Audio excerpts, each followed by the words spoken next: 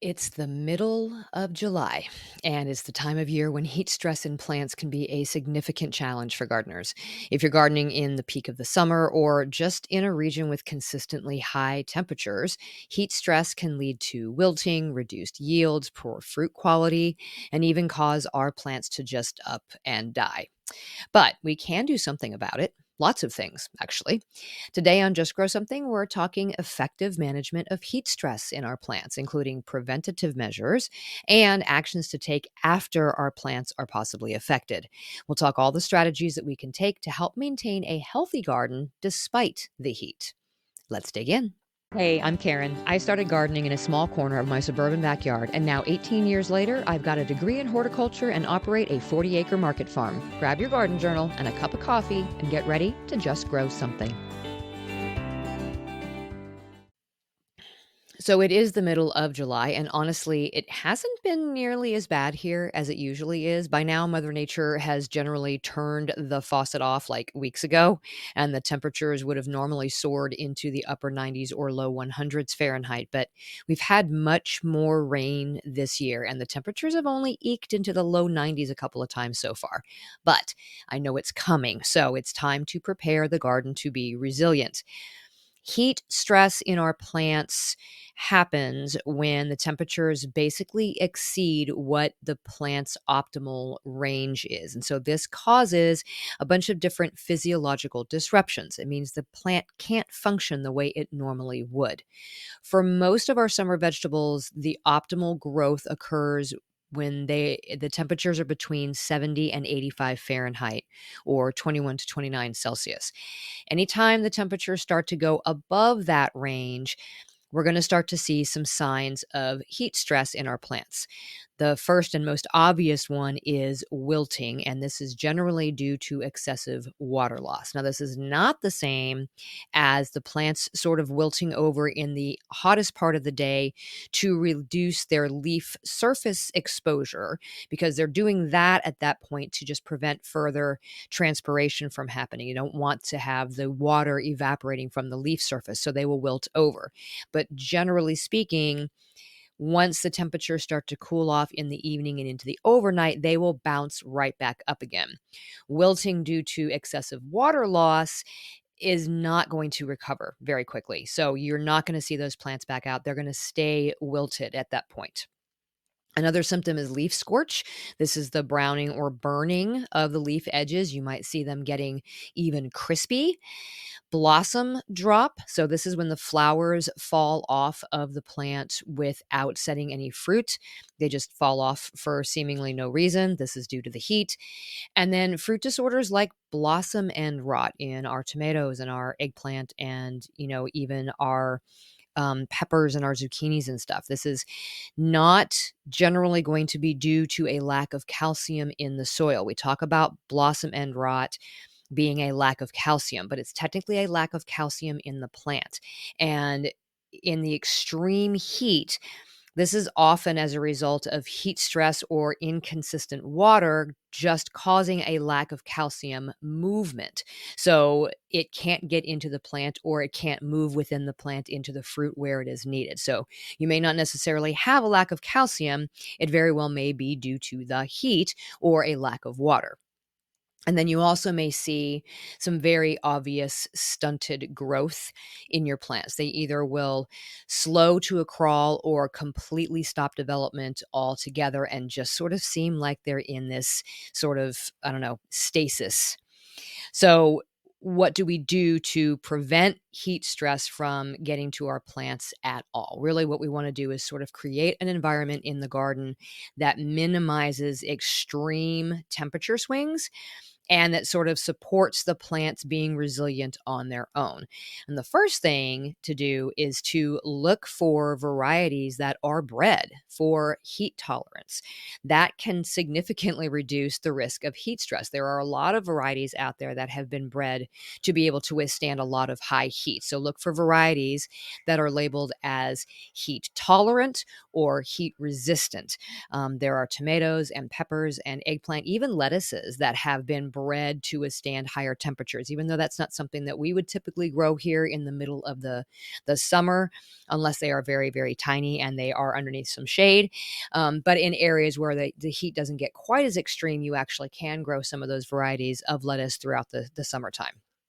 You can also look for local seed companies that are offering bioregionally adapted seed and plant varieties. This means that those cultivars have been grown in your area for multiple seasons, standing up against the weather and the pests and the diseases that are unique to your region, and they have thrived to be able to reproduce. When we're saving seeds, we want to save the best of the best. And so when you do that, those plants are going to be better adapted for growing in your unique summer heat situation than ones that are maybe grown elsewhere. So if you're in the Kansas or Missouri region, I highly recommend the Buffalo Seed Company. I have had stellar results with their seeds, and they are bioregionally adapted for this area. So you can find them at thebuffaloseedcompany.com. The second thing that we can do to help prevent the heat stress from even setting in is to apply mulch.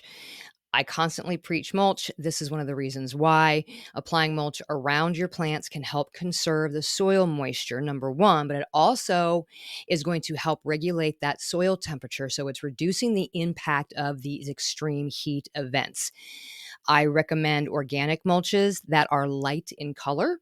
So straw or light colored wood chips are particularly effective. They're going to reflect the heat back off while keeping that soil cool. You can use compost. Compost tends to be a little bit darker, so it may not be quite as effective, but it's still going to help more than not having anything at all.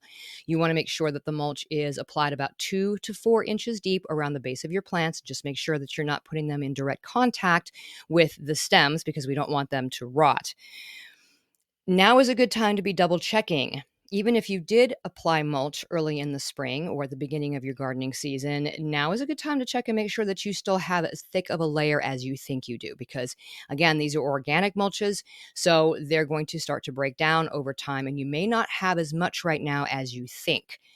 I don't recommend in areas with extreme heat like this that you use black plastic mulch or black landscape fabric. We have used it in the past. And generally speaking, the plants that do the best for us with those types of mulches are the ones that are grown in the very early spring. So our lettuces, for example, head lettuces, have done very, very well. But when we have used them for things like tomatoes, it tends to, at least out in the field in the wide open, it tends to make those root zones very, very hot. And our plants are just as affected by the soil temperatures as they are the air temperature. So we have actually gotten away from using too many of those types of mulches unless we are also putting some sort of organic mulch over the top. So we'll use it as a weed barrier, but then we'll use an actual organic mulch to kind of reflect that heat off. The next thing to think about is watering practices. I say it, all the time. It applies for all the plants in your garden. You want less frequent but more thorough waterings. This is even more important when we're talking about heat stress. You want to water deeply to encourage that deep root growth. So you want to saturate the soil down to the 4 to 6 inch layer. This is going to help the plants access moisture from deeper soil layers during heat waves. And you want it to be deep because the closer that water is to the surface, the faster it's going to evaporate. And then the plants aren't even actually going to get to take advantage of that. This is also one of the reasons why we want to water earlier in the day. So if we can water early in the morning, it's going to reduce that evaporation, and it's going to help the plants get really hydrated before they have to face that heat of the day. And then if you can use either a drip irrigation system or soaker hoses or low to the ground types of sprinklers that will put moisture sort of right at the root zone and allow it to soak in better. This is also going to minimize that water loss. It's also going to reduce the risk of foliar diseases because you're not splashing the water up onto those leaves. And if you live in a very humid climate, those leaves are already getting that sort of moisture from the air, and that is just a breeding ground for foliar diseases. So we don't want to add anything on top of that. So irrigating or watering at the soil line is going to be the best idea. Now, you can provide also some shade solutions to help protect your plants from excessive heat and like really intense sunlight. Shade cloth is a good option. You can, have this erected earlier in the season to help to reduce the temperature.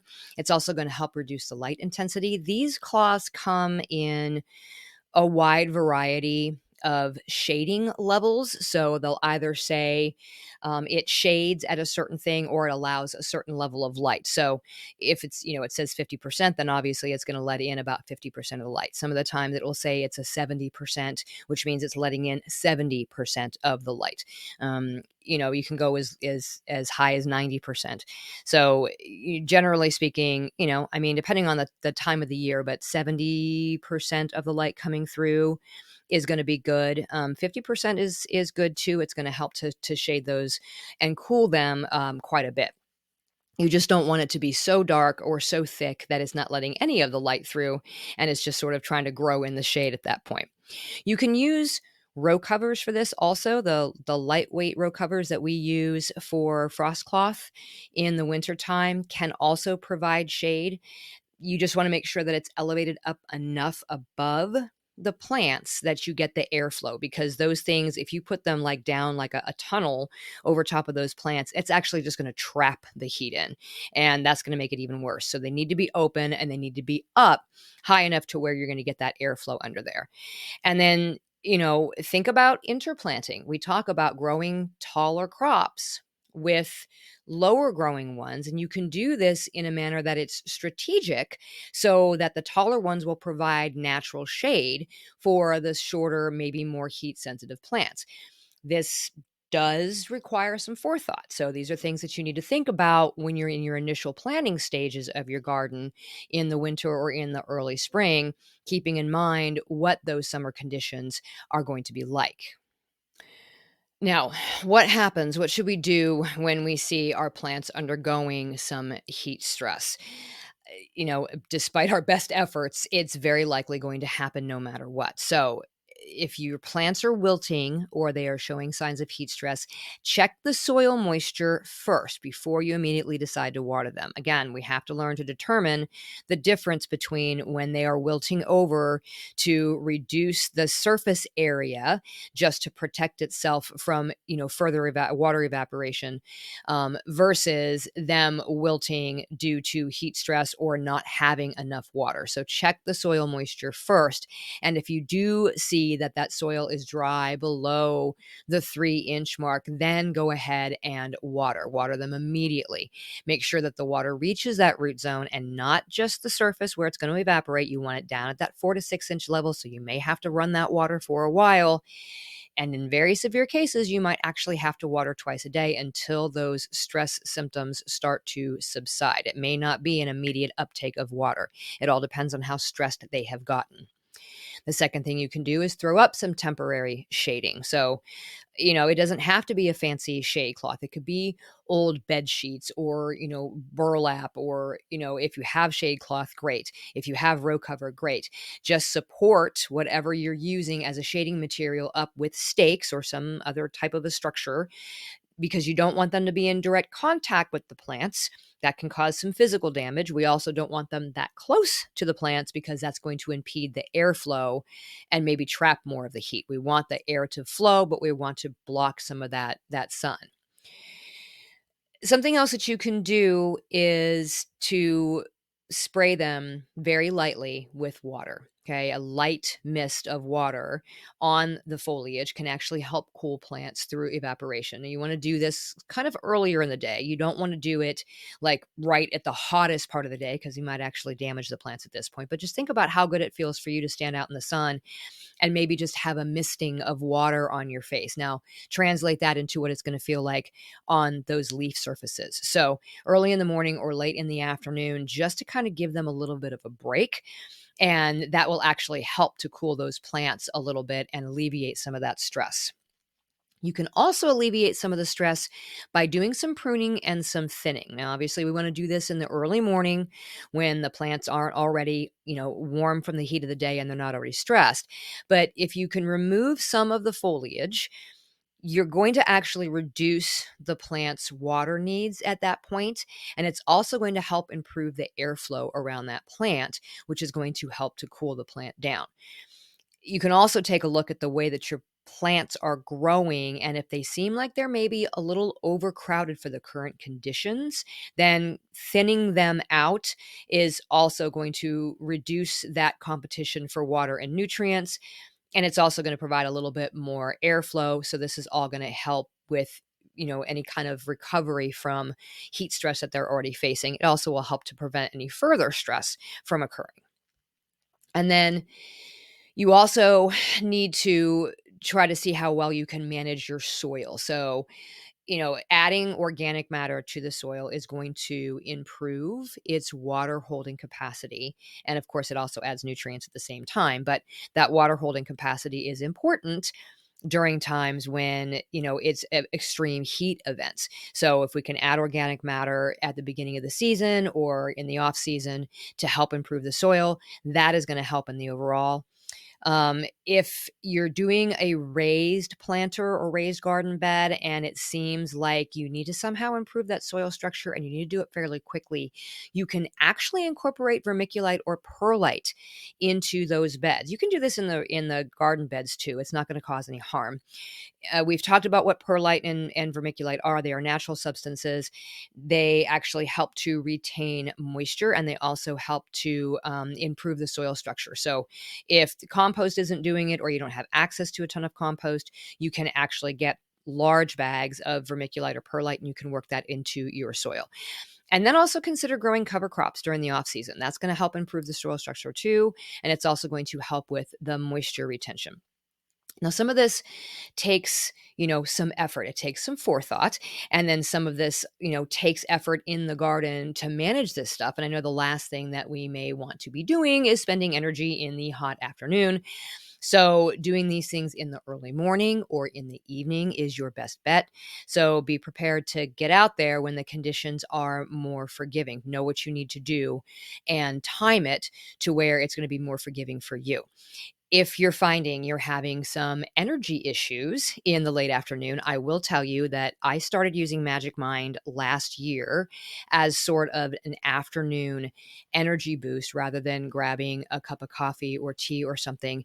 And I was super impressed with not just the energy it gave me, but also the calm focus that I had toward my work in the afternoons, whether that was on the computer or out in the gardens. Magic Mind reached out to me recently because they wanted me to take their 7-day challenge, which is different than how I was using it before. And I have already noticed a marked difference in my productivity all the way through the entire day. So I start with my first cup of coffee. And then when I go back for my second, because you guys know I'm not giving up my coffee, right? There's no way. But when I go back for my second cup of coffee, I grab my little Magic Mind green shot and I take that alongside that second coffee. The energy that I get from that little shot is just a happy little boost to my overall mindset for the entire day. I feel more positive and my energy lasts all the way through into the afternoon. I don't get that afternoon slump. I'm not reaching for a cup of coffee or anything else to sort of boost my mood and make me more alert. I just move through my day. And I love that all the ingredients are totally natural and they've reformulated it again. I don't know how many times they have reformulated this thing just to continue improving it. Well, they made it even better and it tastes even better than it did before. So you have a limited offer that you can use to try Magic Mind for yourself that gets you up to 48% off of your first subscription or 20% off of a one-time purchase with code JustGrowSomething20 at checkout. It's the number 20 when you go to magicmind.com/justgrowsomething. If you find yourself reaching for something to give you energy in that afternoon slump, whether it's coffee or tea or soda or whatever, I encourage you to try something more effective and actually helpful to your overall health. I love this stuff. magicmind.com/justgrowsomething and use just grow something 20 to save on either a subscription or a one-time purchase. Okay, well, let's talk long-term strategies for managing heat stress, right? If you garden in an area that frequently has high temperatures, or you know that your summertime gets excruciatingly hot before it starts to cool off, then there are some long-term strategies that you can use to sort of mitigate those circumstances. You can actually create your own kind of microclimate in your garden.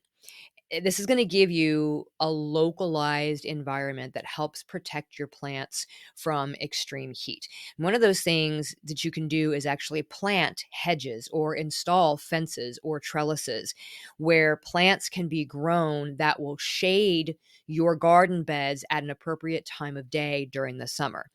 Now, this does take some planning, and it actually takes some observation on your part during this summer and looking at where the sun is hitting, taking notes about when the temperatures get to be the most extreme, and all of these things in your garden journal so that you can go back. And this includes drawing these things out.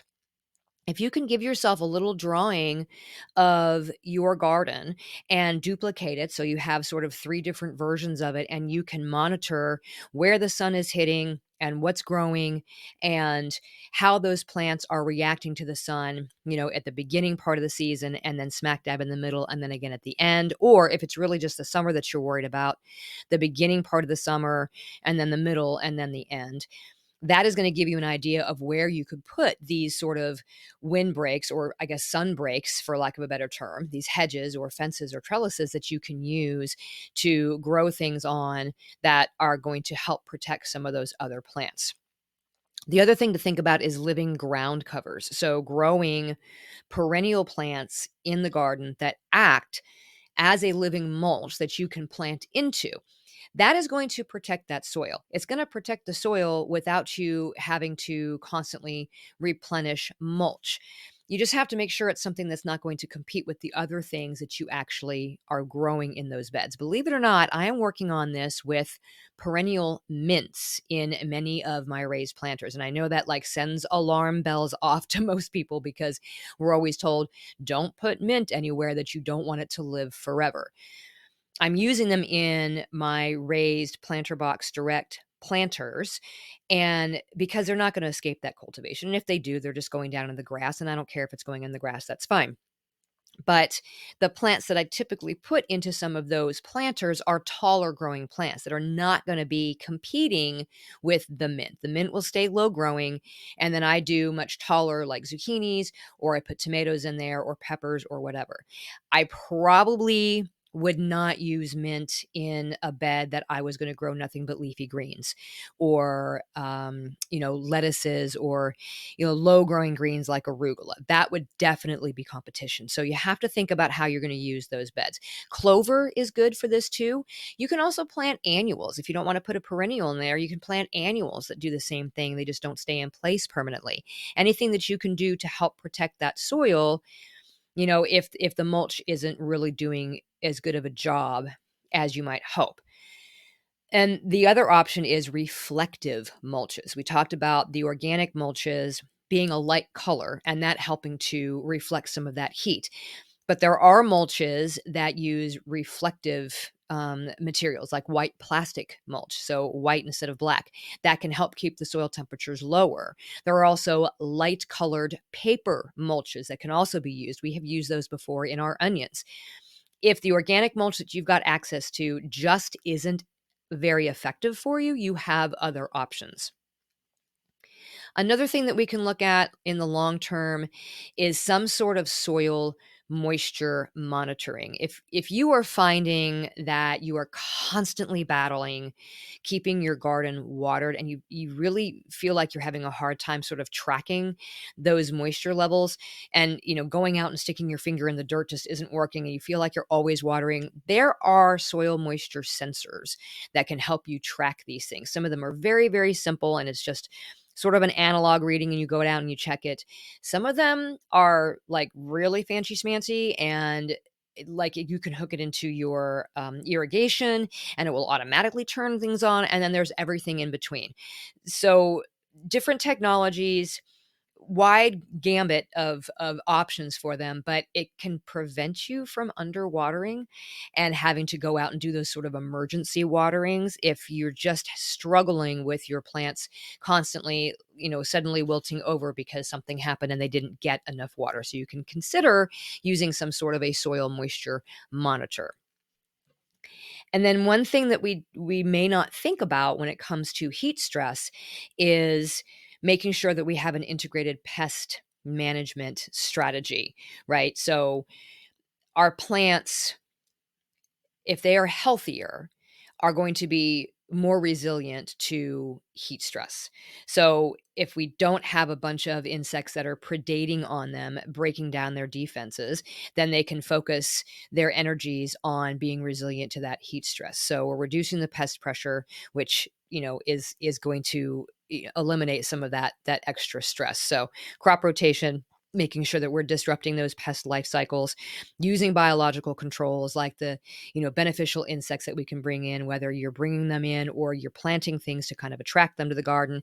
And then, of course, interplanting or companion planting, making sure that you are growing plants together that are mutually beneficial to each other in terms of pest control and growth. Those are all things that you can do to help manage the pest pressure, which will, sort of leave the energy of your plant available to be able to combat the heat.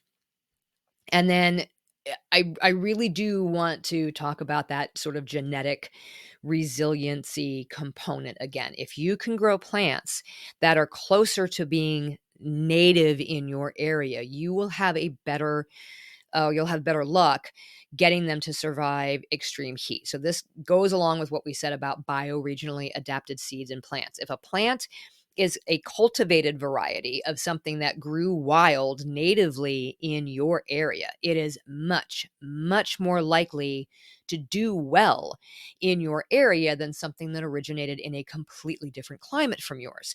So consider that when you're planning your garden. I know we all have our favorites, right? If you are a tomato lover, you want to grow tomatoes. Well, it's very likely that there are tomatoes that have been adapted to grow much better in your area than some of the other varieties.